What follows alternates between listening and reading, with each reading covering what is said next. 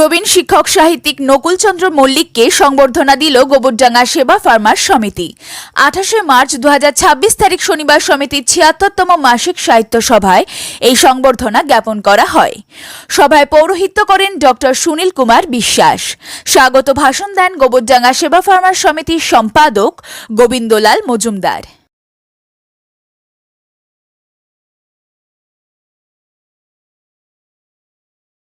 সাহিত্যিক রাজশেখর বসু ও কবি ঈশ্বর গুপ্তের প্রতিকৃতিতে মাল্য অর্পণ করে এদিনের সাহিত্য সভার কাজ শুরু হয়।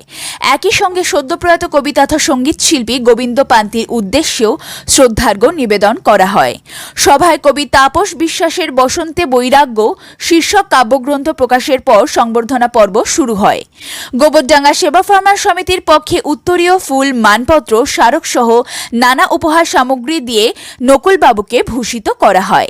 এরপর তাকে নিয়ে নানাভাবে আলোকপাত করেন কথাসাহিত্যিক ঋতুপর্ণ বিশ্বাস, সমাজকর্মী কালীপদ সরকার, যমুনামতি পত্রিকার সম্পাদক সরোজকান্তি চক্রবর্তী, আয়োজক সংগঠনের সভাপতি হিমাদ্রি গোমস্তা, সুপারভাইজার পূর্ণিমা চক্রবর্তী, শিক্ষক প্রদীপ রক্ষিত প্রমুখ।